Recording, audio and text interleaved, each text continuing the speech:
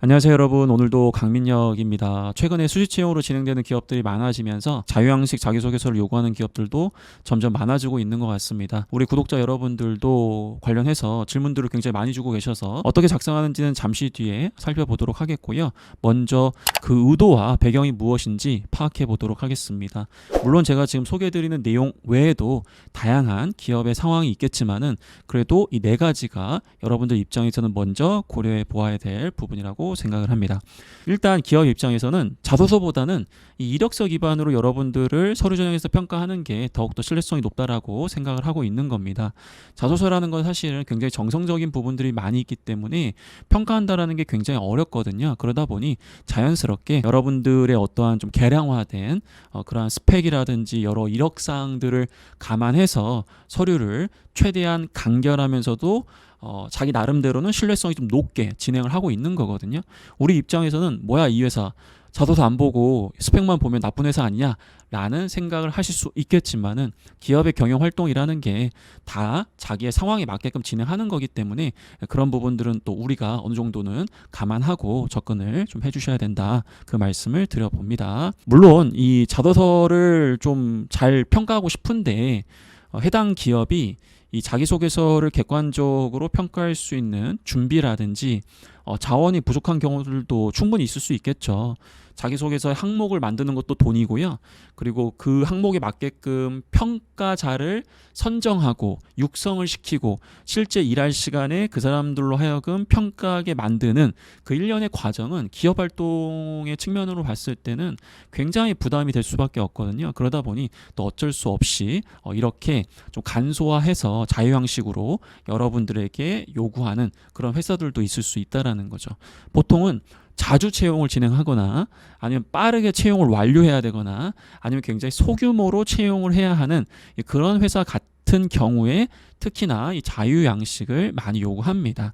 물론 기업 입장에서는 미리 겁을 먹은 것을 수도 있거든요.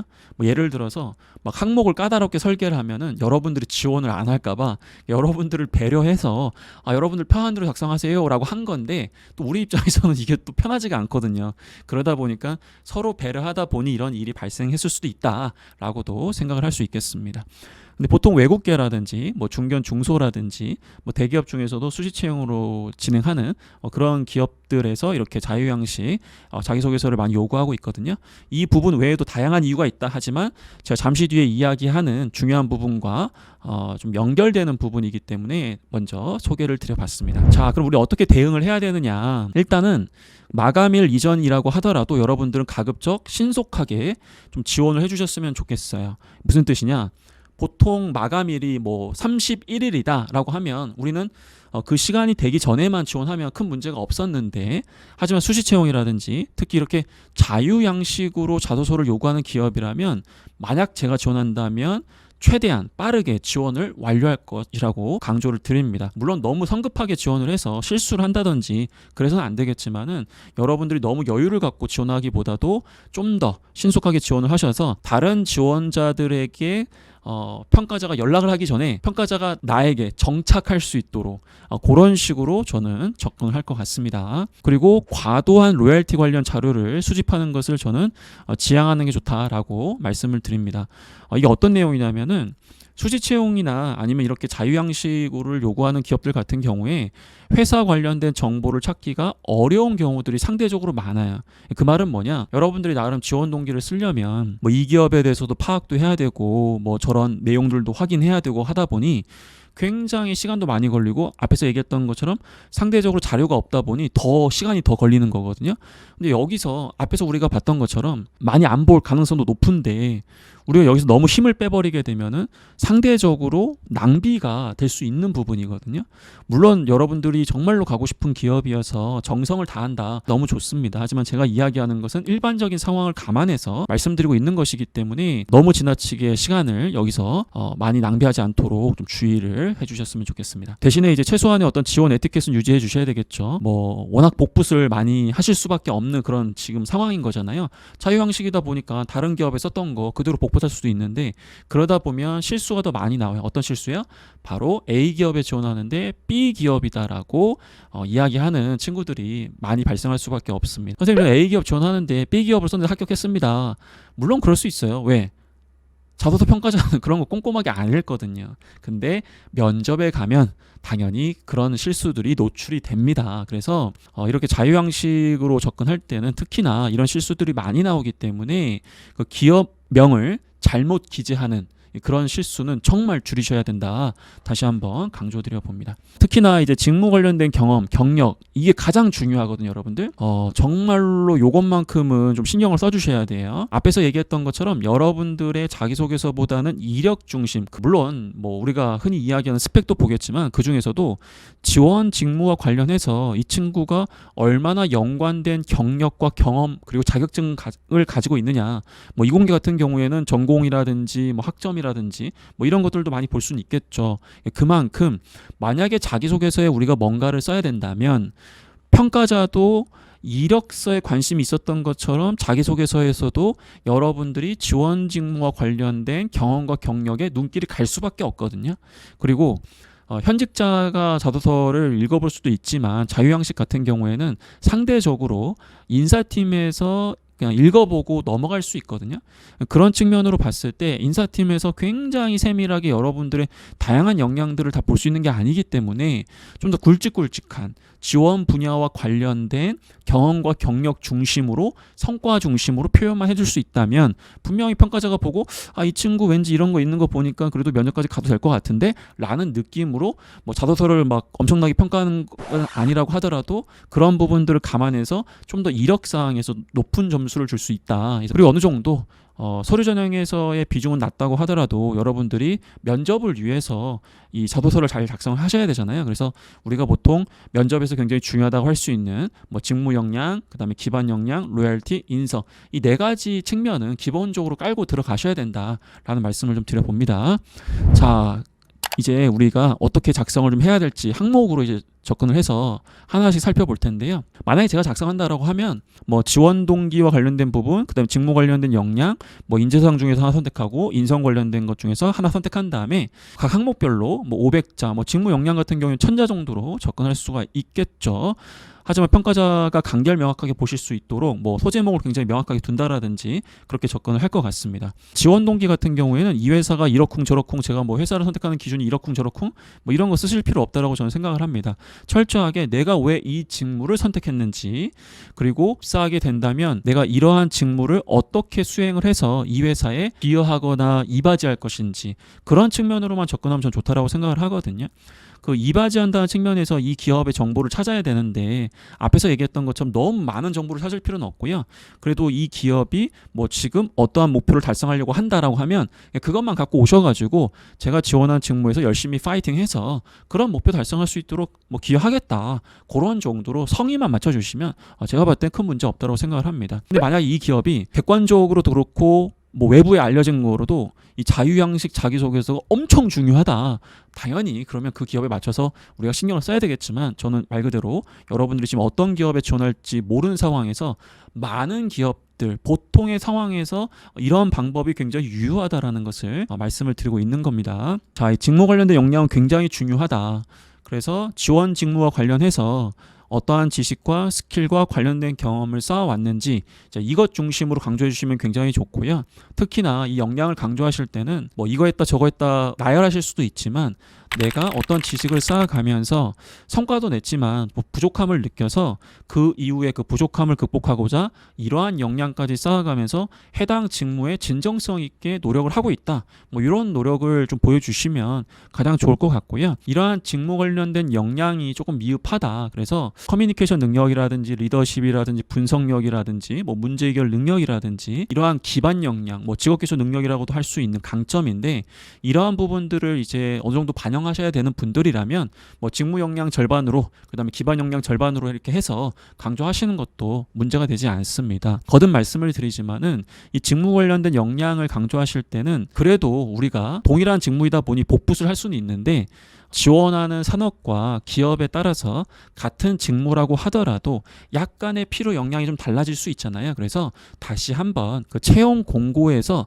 어떤 역할을 수행하는지, 어떤 부분을 우대하는지 그런 것들은 좀 염두에 두시고 여러분들이 갖고 있는 것 중에서도 특히 그 부분과 연관된 부분 중심으로 강조를 해주신다면 그래도 여러분들이 굉장히 또 성의 있게 작성한 그런 부분들까지 어필할 수 있다라고 생각을 합니다. 우리가 흔히 이야기하는 이제 인재상 중에서 한 가지 정도로 선택하시면 좋을 것 같아요. 뭐 여러분들이 지원하는 모든 기업과 모든 산업과 모든 직무는 사실 팀워크 다 좋아하잖아요. 그렇죠? 저 같으면 팀워크 능력 관련해서 한 500자 정도 자연스럽게 이렇게 작성을 할 것 같고요.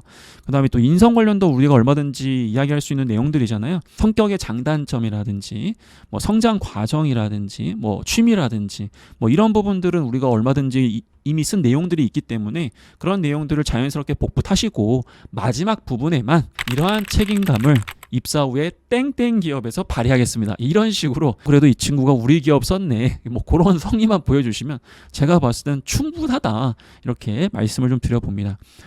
스스로 질문을 만드셔도 되거든요. 그래서 뭐 지원 동기 이렇게 하셔가지고 이제 뭐 1번 지원 동기, 2번 직무 관련 역량 이렇게 넘어오실 수도 있고요. 아니면 그냥 소제목만 별도로 구분하셔도 됩니다. 근데 이때는 주의하셔야 될 게 있어요. 막 호기심을 유발한다든지 이런 거 하지 마십시오, 여러분들. 뭐 사장님의 딸로 오해를 받는 알바생 이렇게 하지 마시고 그냥 키워드에 소제목으로 책임감 이렇게 적으시는 게 가장 확실합니다. 왜냐하면 평가자는 지금 여러분들이 어떤 내용을 쓰는지 어떤 키워드를 강조하는지를 모르잖아요. 이런 상황에서 여러분들이 자꾸 호기심을 뭐 유발한다든지 막 이렇게 뭐 비유하고 이런 거 다 의미가 없어요. 그냥 명확하게 직무 역량, 지원 동기, 그다음에 뭐 팀워크, 커뮤니케이션 역량 이런 식으로 소제목을 쓰셔야지 거기다가 뭐 무슨 뭐 소통의 화신이니 뭐 이상한 얘기 쓰시게 되면은 굉장히 여러분들 자소서가 읽히지 않을 것이다 라고 단언을 합니다. 아니면 이제 뭐 여러분들이 뭐 경쟁사의 항목을 참고하셔서 쓰실 수도 있는 거거든요. 뭐 예를 들어서 A 기업에 지원할 건데 자유 형식으로 여러분들한테 또 이제 요구한다 그러면은 A 기업의 경쟁사인 B 기업을 보니 뭐 이런 걸 요구하고 있어요. 그래서 뭐 그런 부분들을 일부 이렇게 응용해서 적용할 수도 있고요. 아니면은 사실 뭐 직무 관련된 역량만으로 접근하는 것도 전혀 문제 없어요. 그래서 이 직무 관련된 역량에 자신이 있다 그러면은 다 떼세요. 다 떼시고 그냥 이거 하나로 밀어붙이는 거야. 그래서 내가 정말 이 역량만큼 자신이 있으니까 이 부분을 봐줘라. 그렇게 어필하는 것도 전 충분히 의미가 있다고 생각을 합니다. 많은 내용을 작성한다고 좋은 게 아니고요. 그렇기 때문에 때로는 여러분들이 갖고 있는 것들을 좀 부각하기 위해서 다른 부분들을 생략하는 것도 충분히 방법이 될 수 있거든요. 그래서 여러분들이 이 정도로 참고하시고 접근해 주시면 가장 무난한 항목이 되는데 여러분들 상황에 맞춰서 내가 이런 부분이 뛰어나다라고 한다면 이것만 강조해 주시고 아니다 나 그냥 다 무난하다 그러면 일단 안전하게 이 정도로만 뭐 500자 뭐 7, 800자 1000자 500자 500자 이렇게 접근해 주시면 충분히 작성을 잘할 수 있을 것이다 라고 말씀을 드립니다. 선생님 사실 저는 이 항목 말고 다른 항목다가 적으려고 했는데 안 되나요? 당연히 되죠 여러분들. 왜 안 되겠습니까? 마지막으로 주의사항 이야기하고 마무리할게요 여러분들. 일단은 모르는 번호도 쌩까면 안 돼요 여러분들. 이 분명히 여러분들이 자유양식으로 제출하는 기업들 같은 경우에는 분명히 제가 봤을 때는 이렇게 모르는 번호로 여러분들한테 바로 이렇게 서류 결과를 통보하는 경우들도 많이 있고 하거든요.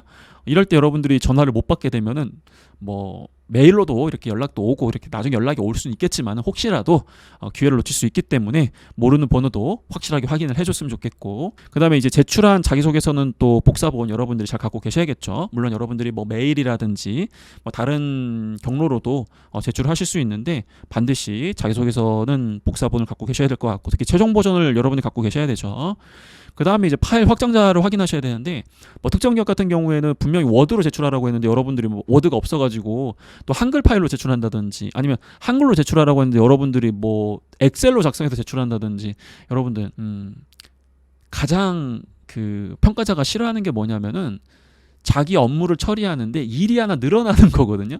근데 여러분들이 자꾸 이렇게 그 채용 과정에서의 지시사항을 이행하지 않으시면은 평가자 입장에서는 괜한 불이익을 여러분들한테 줄 수 있어요. 그래서 지시사항만큼은 확실하게 따라서 여러분들이 제출하신다면 분명 여러분들한테 더 좋을 수 있다. 그 부분 다시 한번 강조드려 봅니다. 자, 오늘은 여러분들과 함께 자유형식 자기소개서 어떻게 작성해야 되는지, 뭐 의도라든지 어떻게 접근해야 되는지, 그리고 세부적으로 항목을 어떻게 구성하고 작성하는지, 마지막으로 주의사항까지 살펴봤습니다.